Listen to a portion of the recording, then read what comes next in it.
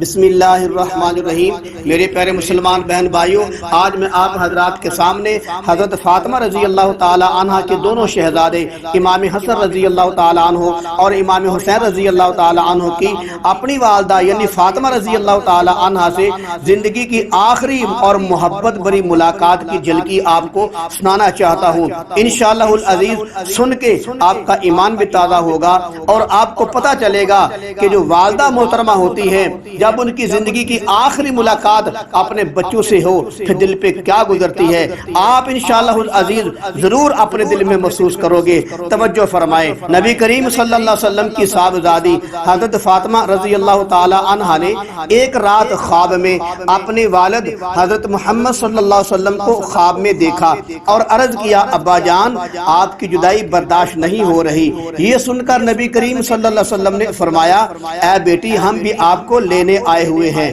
حضرت فاطمہ رضی اللہ تعالی عنہا کے لیے یہ اتنی خوشی کی بات تھی کہ اتنا رشتہ داروں سے بچھڑنے کا غم نہیں تھا جتنی اپنے ابا حضور سے ملنے کی خوشی تھی۔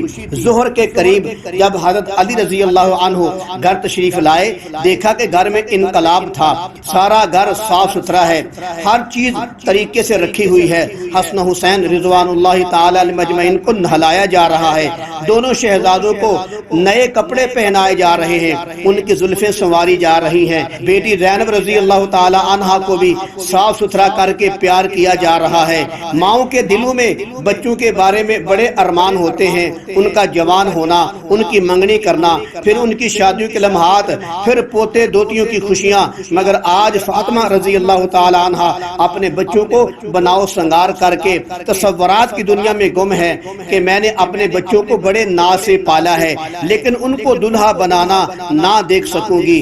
پھر سب بچوں کو گلے لگایا اور خوب پیار کیا کہ شاید اب میری آنکھیں حسن حسین رضوان اللہ تعالی علیہ مجمعین کو نہ دیکھ سکے گی۔ آنکھوں سے آنسو جاری ہیں، اپنے بچوں کو کچھ نصیحتیں کی، کچھ وصیتیں کی۔ پھر زینب رضی اللہ تعالی عنہا سے کہا، بیٹی بھائیوں کا خیال رکھنا۔ میں کہتا ہوں شاید فاطمہ رضی اللہ تعالی عنہا کی نگاہیں کربلا کے میدان کی طرف لگی ہوں، شاید بچوں کی ساری تیاری اس لیے ہو رہی ہو کہ میں اپنے ہاتھ سے ایک مرتبہ صاف ستھرا کر لوں، شاید کربلا کے میدان میں ان کے چہروں کو اور ان کے کپڑوں کو کوئی صاف کرنے والا نہ ہو۔ جب حضرت علی رضی اللہ عنہ نے اس تیاری کا سبب پوچھا تو حضرت فاطمہ رضی اللہ عنہا کی آنکھوں میں آنسو آ گئے اور عرض کیا، آج رات خواب میں اپنے ابا جان کی زیارت ہوئی ہے اور میں آپ سے جدا ہو رہی ہوں۔ پھر عرض کیا، اے علی یاد رکھنا کسی غیر محرم نے میرا سایہ بھی نہیں دیکھا، اس لیے میں چاہتی ہوں میرے کفن کی سفیدی پر بھی کسی غیر محرم کی نظر نہ پڑے۔ چنانچہ فاطمہ رضی اللہ تعالی عنہا کا جنازہ رات کو اٹھایا گیا۔ جب جنازہ پڑھانے کا وقت آیا تو حضرت علی رضی اللہ عنہ نے ابو بکر کا ہاتھ پکڑ کر فرمایا، میرے نبی کریم صلی اللہ علیہ وسلم کا فرمان ہے، جس جگہ ابو بکر ہو کسی دوسرے کے لیے جائز نہیں کہ وہ نماز پڑھائے۔